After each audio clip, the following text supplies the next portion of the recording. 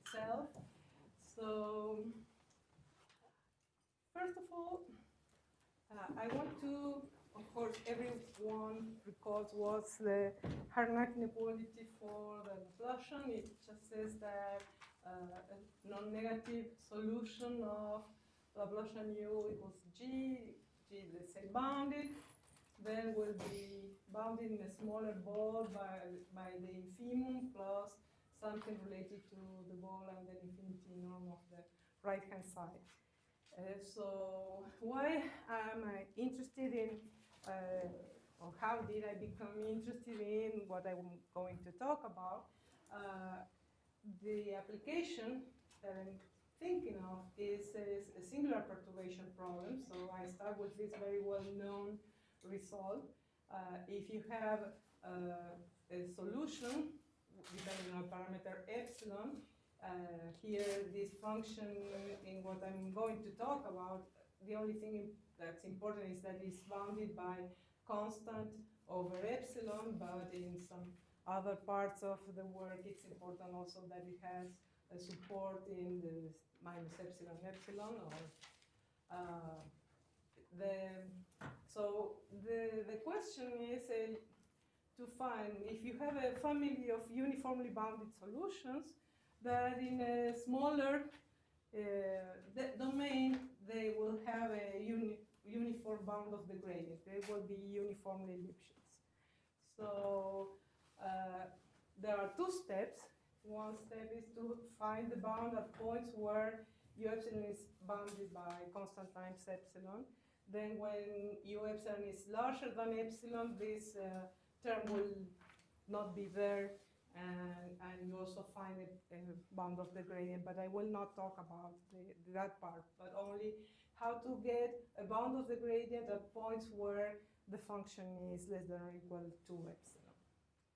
And the way, one of the possible proofs comes from rescaling the solution. When you rescale with a parameter epsilon, then in the right-hand side, you get beta, not beta epsilon. So you get a bounded function. This is also bounded. So it depends on epsilon, but it's bounded independently of epsilon. These rescale functions are non-negative, and at 0 they are less than or equal than 2. So you apply Harnack's inequality, and the supremum on the ball of radius r is bounded. This is less than or equal than 2. Is bounded in terms of r, the bound of beta, and the bound of f.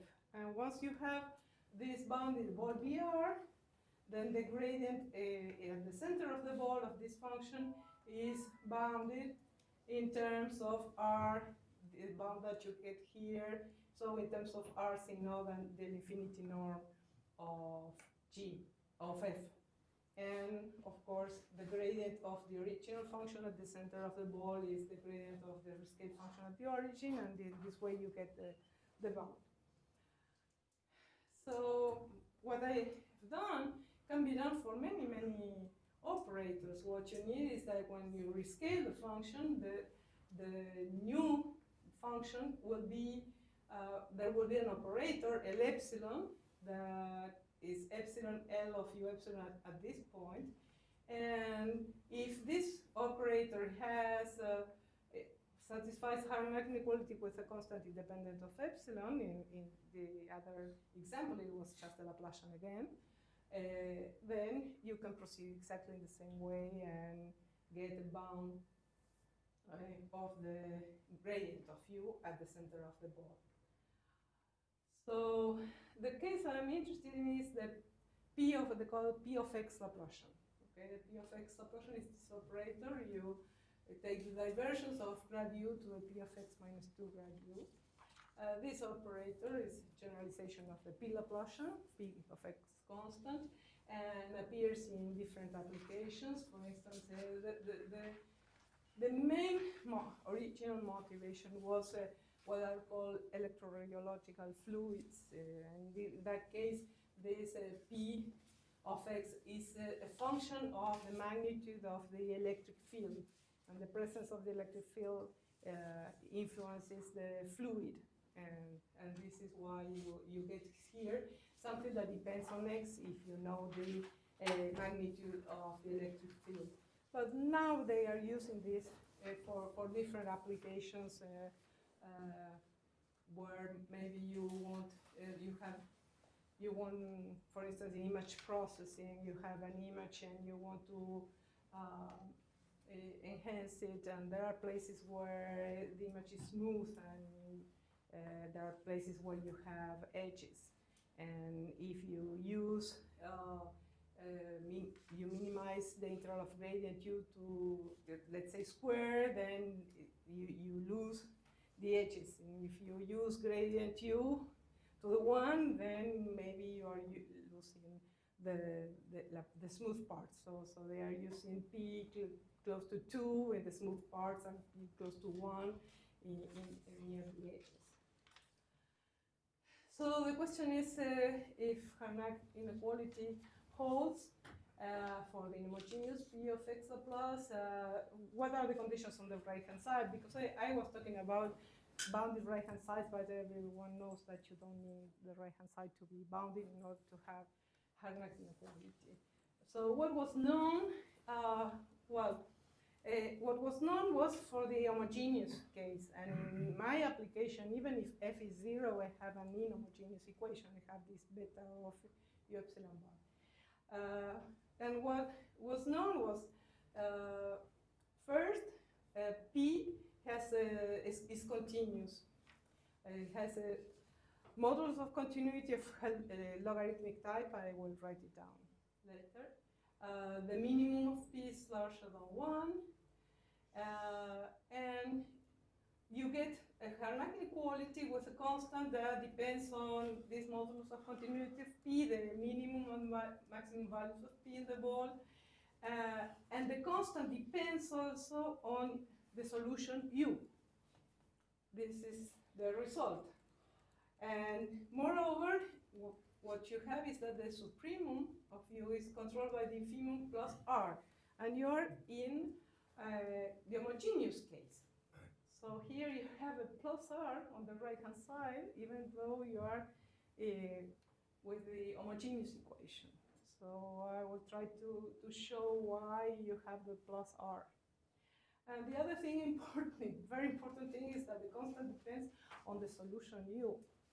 And this may bring really lots of trouble. And the works that I cite in here, the dependencies on the integral of u to the p of x, as at least if the oscillation of p in the ball is small, and this will appear later and see why you can get this.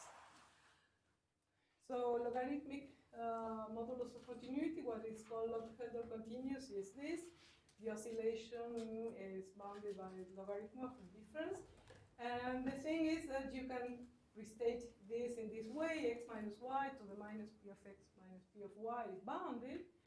And so if you look in the ball of radius r, r to the p of x is controlled from below, or if you want, r to the smallest value of p in the ball Br is controlled by r to p of x for every x. And this implies, and this is the way it's usually used, that r to the minus oscillation of p in the ball is bounded. So this allows to go back and forth, change the point as you like. Okay, so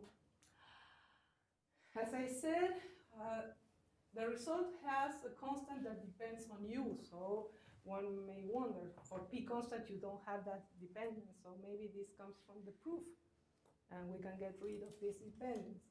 Well, what? First of all, I would show that that's not possible, just with a very simple example.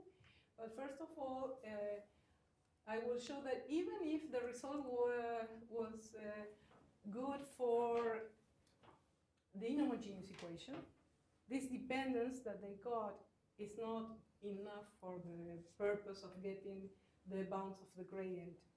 Okay, so I will go back to the proof with this operator. So you have u epsilon solution of this equation in this ball, in the center of the ball is less than or equal to epsilon. What we're doing, we're rescaling in this way so that on the right-hand side we will have only beta that is bounded.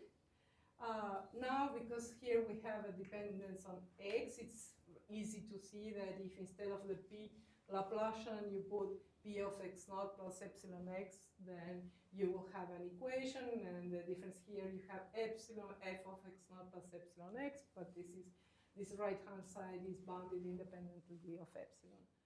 So this is what you have, and let's say, suppose that the result that they had proved was okay for bounded right-hand sides, but they have here in Harnack inequality a constant that depends on this quantity. No? The integral, I don't know, this g, y is there, of u bar to the p bar. Okay, so this is what I was telling you before, that dependence on u is necessary. Okay, so this just, let's consider the problem in the unit interval, and here a parameter that gives you the growth of the solution. Okay, so it's very easy to see that here u prime is positive, and the equation tells you that the derivative of u prime is 0, so u prime is constant. Pardon. U prime to the p of x minus 1 is constant. You solve for u, you have this explicit equation, and there's a relation between the constant c sub a and the value a, and this is the relation. So let's say that you take this very nice smooth function and you look at the equation for u, and it was here 1 over p minus 1, so it's t plus 1. This is something that you can solve easily. U has this formula. The relation then is u at 1 is a, and so this is the relation between a and c sub a, and from this relation it's easy to see that c sub a goes to infinity as a goes to infinity. And this is a function that is increasing, so the maximum in an interval is the value of the right-hand side. The minimum is the value at 1/3. You write the maximum over the minimum plus 1. And this is like the constant c sub a to the 1/3 plus 1. So this goes to infinity as it goes to infinity. So it's not possible to get a constant independent of u that would bound the maximum by constant times the minimum plus the radius. So some dependence is necessary. You see the dependence is not so clear. It's not A.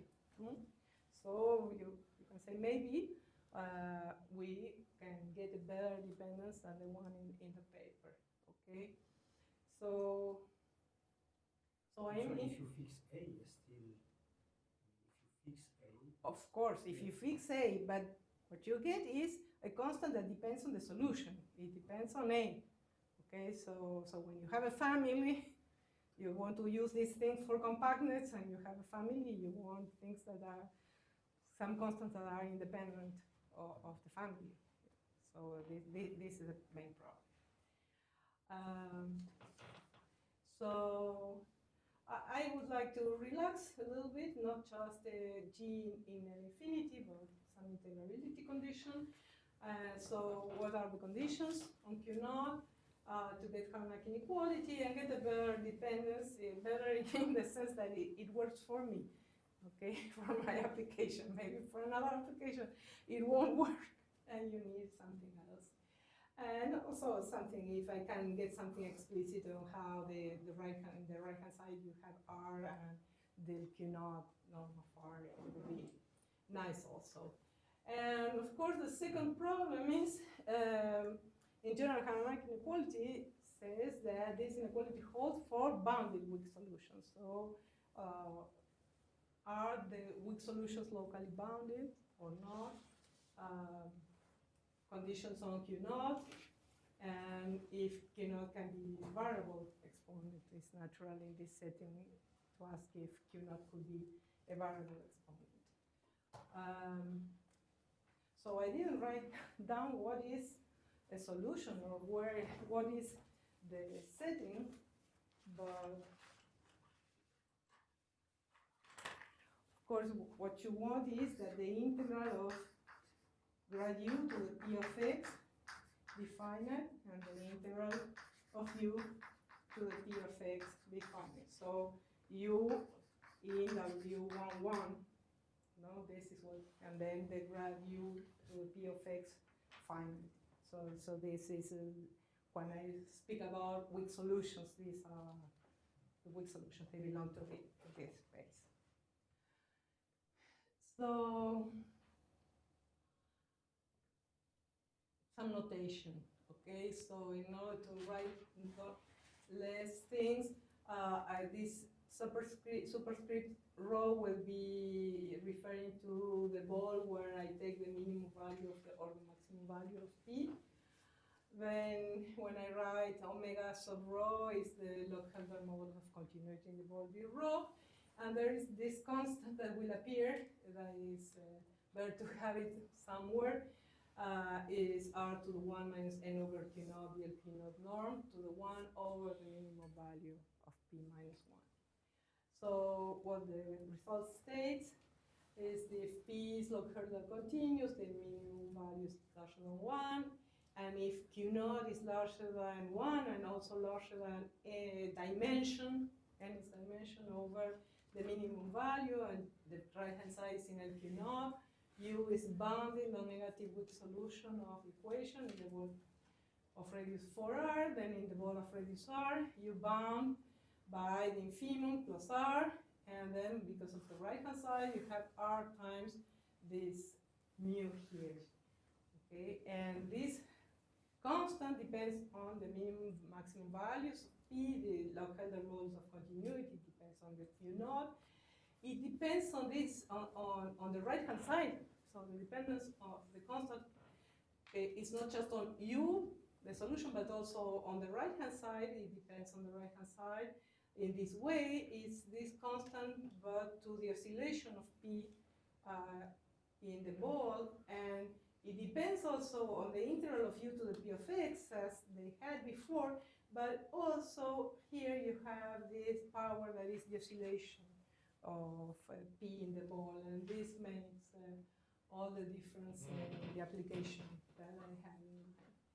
So recall here you have this constant mu, and I said the constant in Harnack inequality depends on mu, and here this power could be negative, so we could have r to a negative power. That could be a problem, because in general you want this to be a constant independent of r. But it's important again to see that what you have is this to the oscillation of p, and in the ball B4r, and what you know is that r to the p minus minus p plus is bounded independently of r. This is the Loch-Helder modulus of continuity of p, and so the constant here, this constant is bounded independently of r. And also, as I said before, the dependence is not just on this integral, but on the integral to the oscillation. So I will show later why this is important. On the other hand, remember, on the right-hand side, you have r times mu. Okay, so if you look at mu, you have here the power 1 minus n over q naught to the 1 of p minus minus 1. So you have the power, this is the power of r. This is a positive power because of the choice of conditions on q naught. And if you are with both in some omega, and you have the q naught larger than the dimension over the minimum value of p in the whole omega, then you can bound this independently of the ball BR. And so on the right-hand side, you will have the supremum bounded by the infimum plus r plus a positive power of r, and this gives you Helder continuity. Okay, so this gives you that bounded solutions are heterocontinuous. Okay, so for the application, so for Harnack inequality, I just need local modulus of continuity. But if I want the application, if I want to bound the gradient, then I need to use a result that needs more regularity on P. So the result, the bound on the gradient asks for P to be heterocontinuous, classically heterocontinuous. And then if you have a solution of the singular perturbation problem, and in the center of the ball is bounded by 2 epsilon, the gradient is bounded. And this constant depends on all these things. So this is the bound of the function beta. Here, this is the rescaled function, the infinite norm of f. This that has to do with a modulus of continuity, and it depends on this. Actually, to the power the oscillation of P, but the thing is that in general, in the applications I have in mind, this will be controlled. So that's why I didn't put here the oscillation of P. So what are we using? Why do we need more than log heterocontinuity? Well, we use regularity result of fun that says that if P is heterocontinuous and U is a bounded solution of this equation with bounded right-hand side, then U is C1 beta for some beta, and you have a control of the norm. In terms of the infinity norm of U, the infinity norm of the right-hand side. And also with examples, it's easy to see that if you want C1 alpha, C1 beta, you need to ask P to be heterocontinuous. You won't get it if it's not heterocontinuous. So, okay, so this result of fun is very general, and for the homogeneous equation, and exactly the P of X Laplacian was proved by Chervian and Johnny. Okay, so if I go to the proof, then as I said before, I have this situation, solutions, and in general for my application, the solutions are uniformly bounded. And I'm looking at the point where U epsilon is less than or equal to epsilon, and I want a bound for the gradient. As we said before, you rescale, and the rescale functions are solutions with a bounded right-hand side at the center of the ball bounded by 2. You apply Harnack inequality and get a bound of the supremum. What? You get a bound of the supremum as long as you get a bound for the functions U epsilon bar, for the integrals of U epsilon bar in this ball B4R, because the constant in Harnack inequality depends on the solution itself. Okay, but what we have to bound, say the difference here, we want to bound the supremum of U epsilon bar. And here the difference that what we have to bound is the supremum of U epsilon bar, but to the oscillation of the rescale power. Okay, so this is the difference. It seems that it's more or less the same thing, but it's not the same thing. If we can bound U epsilon bar to the oscillation of P bar, then we will be able to bound U epsilon bar. Okay, so we look. What is U epsilon bar to the oscillation? Well, the thing is that U epsilon bar has an epsilon down here. Okay, the U epsilons are bounded, but here we have an epsilon.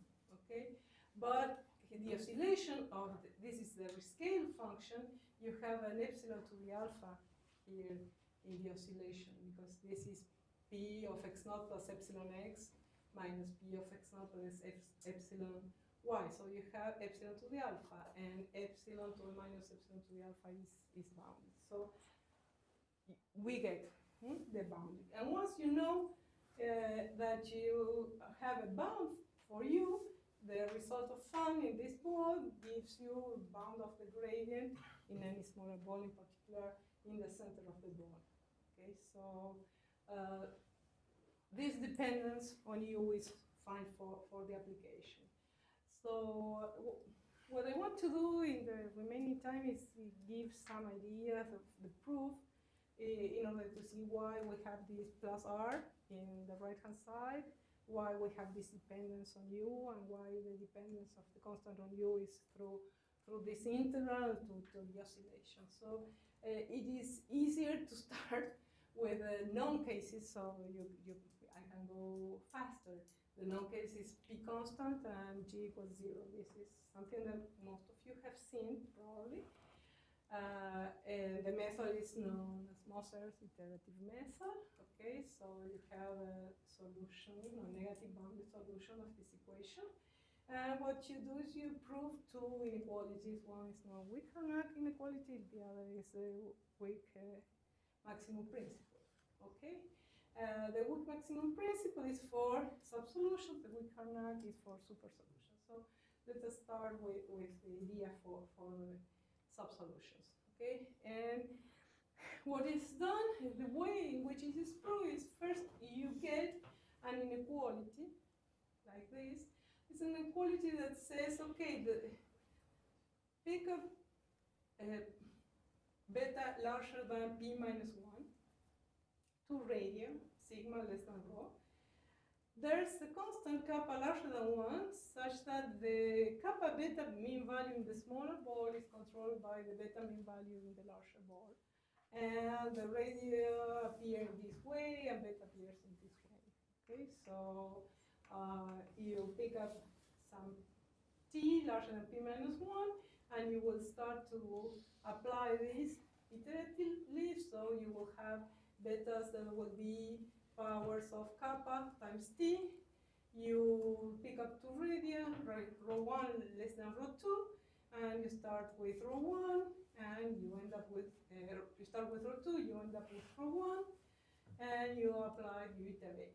Okay, so in the right-hand side, you write everything always in terms of the first mean value, that is the t mean value, and here you have kappa to the beta j mean value that is going to infinity. So the left-hand side converges to the supremum in the rho 1. On the right-hand side, you have the t mean value be rho 2, and the way in which the constant appears here allows you to get this inequality. Okay, and so you get this for t larger than p minus 1, but then you can extrapolate and get this for every t positive. And for the case in which you have the super solution, then the inequalities get reversed, the powers are negative, but you get something very similar. The right-hand side then will go to infimum, and here you will get minus t mean value. And everything ends by showing that for some t naught, the t naught mean value is controlled by the minus t naught mean value. Okay, so how do we get this inequality? It's done by getting two inequalities. One is Cacciopoli type inequality. You have a subsolution, it's strictly positive. Gamma is some positive power, eta is just some smooth function between, well, it doesn't even matter here, that is between 0 and 1. And you get a constant that is independent of epsilon, such that u to the gamma minus 1 grad u to the p, eta to the p is controlled by u to the gamma plus p minus 1 grad eta to the p. The fact that the constant is independent of epsilon and nowhere else you need this positiveness, let's say, makes everything work for a non-negative function. You don't need, finally, for Harnack inequality to have a strictly positive function, but just a non-negative function. Okay, so this power is what will be our beta. And how do we use and why is this inequality important? Remember, we want to, well, here the important thing is just take u to the gamma eta to the p as fastest function in the equation. This is everything. but you need u larger than a positive constant and bounded in order for this to be in the right space. Okay, so what you want is actually to bound integral of u to the kappa beta. Okay, so you pick beta larger than p minus 1, call gamma beta minus p minus 1, so this power is beta. Okay, and you want to bound this integral in terms of this integral on the right hand side. Here, this is the idea. And so what you use is the continuous embedding W1P into LS that holds if P is less than N for P star, the Sobolev conjugate. This is N over N minus P. This will be the kappa in that case times P and any number larger than 1 if P is larger than N. So, as I said, for P less than N, you take this kappa that's larger than 1, and you use embedding with kappa P, and the embedding tells you that the kappa P norm of a function h in W01P will be bounded by the P norm of the gradient. So what is the function h? Function h will be u to the gamma plus P minus 1 over P times eta. Okay, it's because then when you put here h to the kappa P, this is beta, you will have u to the kappa beta. And when you put write down the right-hand side, you need to bound the gradient of this function. And the gradient of this function has two terms. Here I should have some constants, but two terms. One when you differentiate u, one when you differentiate eta. Okay, when you differentiate eta, you get the kind of right-hand side that you want. You will have u to the beta. But when you differentiate u, you get u to the gamma minus 1 grad u to the p. And this is where you use Cacciopoli inequality. Okay, because Cacciopoli inequality tells you that this first term can be bounded by something like the second term. So this is the way it works. Very similarly, if instead of having P Laplacian u larger than or equal to 0, you have minus h of x u to the p minus 1 on the right-hand side, let's say h bounded for simplicity. The only difference that in Cacciopoli inequality you get a second term. This term is exactly the kind of term that you want. This eta is less than 1, so this doesn't bother. So you apply again the continuous embedding and get the equation, you iterate, and you get the result. So if instead of P Laplacian larger than or equal to 0, you have a minus h u to the p minus 1, you get exactly the same Harnack inequality. Why did I talk about that? Because this is how you prove Harnack inequality for the inhomogeneous equation. Okay, so this I will write it down for bounded right-hand side for simplicity. So you take u bar, u plus the infinity norm to the 1 over p minus 1. And when you compute the P Laplacian of u bar, this is g, this is larger than or equal minus the infinity norm, and this is larger than or equal minus u bar to the p minus 1. And of course I didn't say, but if you have the reverse inequality, if the P Laplacian is less than or equal h of x u to the p minus 1, you have the with Harnack. So here you can apply the Harnack inequality with h identical to 1, and you get a constant that is independent of the right-hand side, a constant independent of everything. The supremum of u bar is bounded by the infimum, but then you have to remember what is u bar. This allows you to bound the supremum of u, but then in the right-hand side you have the infimum plus the infinity norm to the 1 over p minus 1. Okay, so what about p of x? Now we can go fast because we saw what we have to do. Okay, so we start with Cacciopoli inequality. Okay, so you have u strictly larger than a positive constant, and I start directly with this inequality. Here I put p of x minus 1, H bounded for simplicity. And Cauchy-Poly inequality is more or less the same, but here we have P of x because the equation involves the gradient of the P of x. So it's natural that we have P replaced by P of x everywhere. And here we have some terms that don't bother.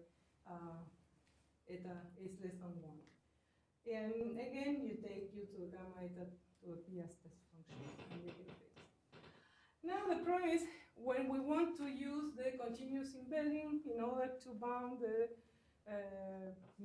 mean value with a larger power by the mean value with beta. Okay, so there is continuous embedding. Let's say, for instance, that the supremum of P in the ball is less than n, then W1 P of x is continuously embedded in W P star of x, and P star of x is what you expect it to be.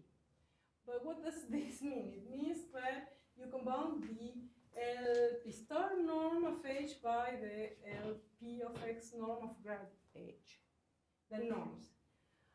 But what are the norms? The norms are Luxembourg norms. It's not exactly what we had before.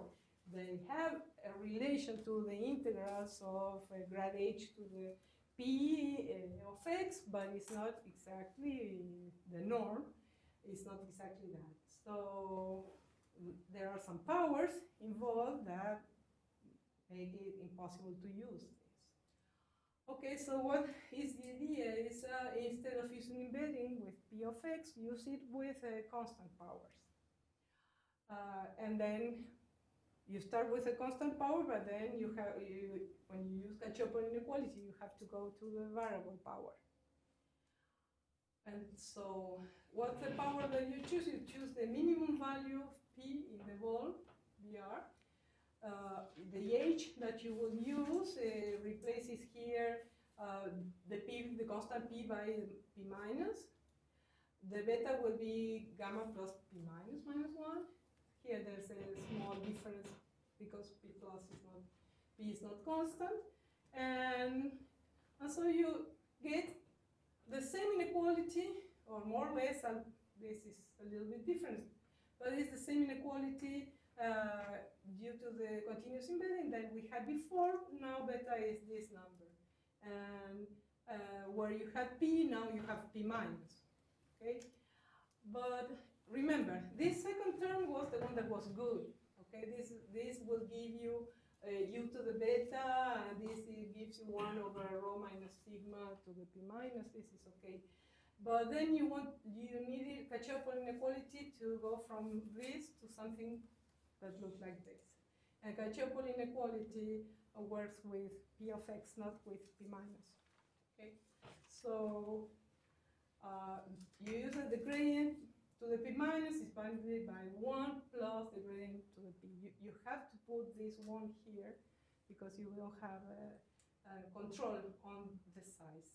And when you put here this 1, you get a new term, a term that is the integral of u to the gamma minus 1. And you don't want u to the gamma minus 1. You want u to the gamma plus P minus minus 1. You need that. Of course, if you say that u is larger than or equal to 1, this is bounded in this way. If u is larger than positive epsilon, u will be bounded in this way, but the constant will depend on this bound. So you don't get a bound that is independent of the bound from below for your solution as before. And so in principle, you have to recall that in everything that we will do, we will get Harnack inequality for functions that are not non-negative functions, but functions that are larger than or equal to 1. Okay, so in the end, this will give the term plus r at the end, in the right-hand side. The fact that we need to keep this u larger than or equal to 1. So you remember, we have Cauchy-Poly inequality. Cauchy-Poly inequality, this is the second term. So the first term is okay, the second term is this one. And on the right-hand side, we had u to the gamma plus P of x minus 1. And we want gamma plus P minus minus 1. This is the beta. So we have this factor, u to the P of x minus P minus in both terms. that we didn't have before. We have it here, and we have to get rid of this factor. And this is where the dependence on u on the constant appears. Okay, so what we do is, well, u was larger than or equal to 1. We bound this by u to the p plus minus p minus. What I will do now is I will work with h in an infinity. The space where this is the same space where the right-hand side is. So if I want to work with right-hand side in L-Q0 with Q0 finite, then h will be in L-Q0. And what I'm talking about now, it will be a little bit more complicated. So this term, as I said before, is just bound by 1 over rho minus sigma. Well, I never said that the eta, you choose a smooth function. That's 1, it will be rho. So you bound in this way. And then you choose a q, and you apply Hölder inequality. Okay, so here you have something more or less what you wanted. The mean value of u to the beta times q is the difference, and here you have this term here. And finally, what you do here is you choose s larger than p plus minus p minus, and use Hölder inequality with this exponent. In this way, this p plus minus p minus comes out, and you get the s q prime. Q prime is the conjugate, the Hölder conjugate of q. SQ prime norm to the p plus minus p minus. Okay, and here you have a 1 over rho to the n, but since you have p plus minus p minus, this 1 over rho to the n just can be bounded. This term can be bounded, and then the integral in p rho can be bounded in terms of the integral in the larger ball. So this is the constant that you will get. And finally, you have then the same kind of, more or less the same kind of inequality with a constant that depends on this, on u in this way. And there's a difference here is that you don't have beta. Here you have q times beta. You wanted beta and kappa beta. So now you say, well, okay, q is not just anything. You choose q less than kappa, so that the kappa beta will be something times this q beta. Okay, beta bar is q beta, is what you had on the right hand side. On the left hand side, you had kappa beta is kappa bar beta bar, and kappa bar is this number is larger than 1, so you are in the same situation. You iterate, you get the weak maximum principle, you the same way you get with Harnack, you get the Harnack inequality. So now if you have p of x Laplacian is g in a ball, what you do is you apply the Harnack inequality to this function. U bar is u of rx plus r, the infinite norm of g bar to 1 over p bar minus 1 over r. The g is, this is the rescale function, rescale g. Okay, when you compute the p bar Laplacian of u bar, all this is constant, and here is u of rx over r. This will give you this function on the right hand side. And this function on the right hand side is bounded by the infinity norm. You come back here, and the infinity norm is bounded by this function to the p minus 1. Okay, and p minus, the function is larger than or equal to 1. This is bounded by u bar to the p bar minus 1. So you have u bar is larger than or equal to 1. Here, this is why you add r, in order to be sure that it will be larger than or equal than 1. It's non-negative, and it's a solution of this equation, and you can use then Harnack inequality. Harnack inequality that you prove is the supremum is controlled by the infimum, and the constant depends on the SQ prime norm of U bar to the oscillation of P bar. S is anything larger than the oscillation of P bar, okay? But remember, the oscillation of P bar is small if R is small, okay? So if R is small, you can take S as small as you want, as long as R is small. So it translates as the supremum of U is bounded by infimum plus R. Okay, so you multiply this by R, and you get the infimum plus R plus this term here to the 1 over. This thing here is just the L infinity norm of G bar, and this is to the 1 over P minus minus 1. And what about the constant? Remember, the constant depends on the norm of U bar, but U bar has also G, and this is why you have a dependence on the right-hand side in the constant. Okay, the constant depends on U and depends on the right-hand side. If the oscillation is small, if R is small, then you can pick up S so that SQ prime is smaller than the minimum value, and you can bound the SQ prime norm by the integral to the P bar. Okay, so this is the way you get the result. The hypothesis that you be bounded was necessary only in order to get this as a test function. You can modify the proof of Kirchhoff inequality, get a truncated inequality. From the truncated inequality, you can get a maximum principle. You can get a bound from above for U plus. Similarly, you get a bound from below for U minus. So you get weak solutions are locally bounded. And Q, for this result, Q could be a variable exponent, a continuous exponent, as long as you have this inequality pointwise. And okay, this presentation was just to show you how this works, but of course you can do this with very general equations with divergence form, P of X growth, right-hand side with growth in U, in X, in grade U, and all the paraphernalia. Okay, thanks.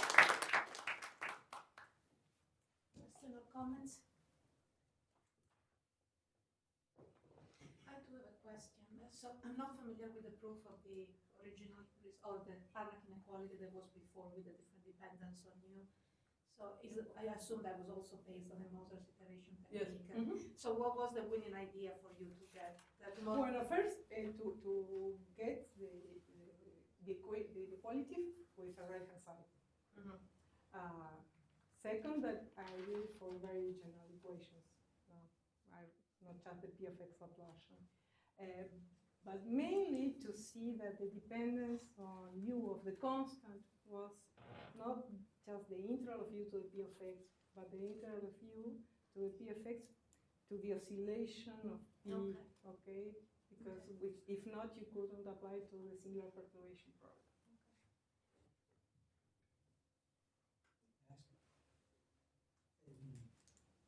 I would like to know if some parts of this analysis can be repeated, or maybe everything, I don't know.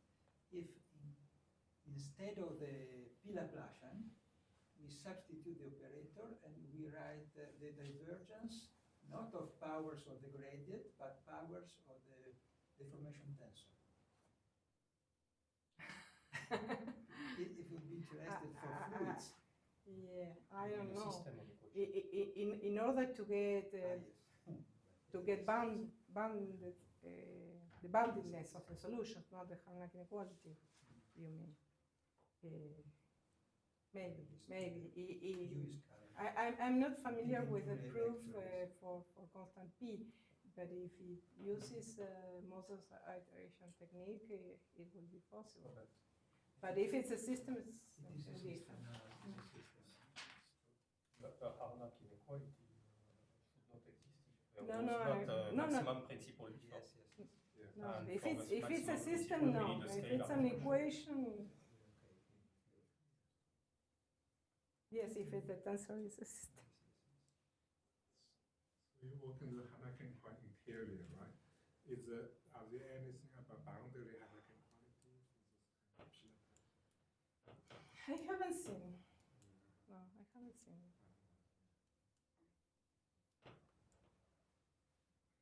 I have another question. So you, using the Harnack inequality, you can prove the bounded as the gradient in the region where U is between 0 and 2 epsilon. Then are you able to say something about the global? Yeah, sure. No, So but then it becomes no, then the whole thing is done. okay. Okay.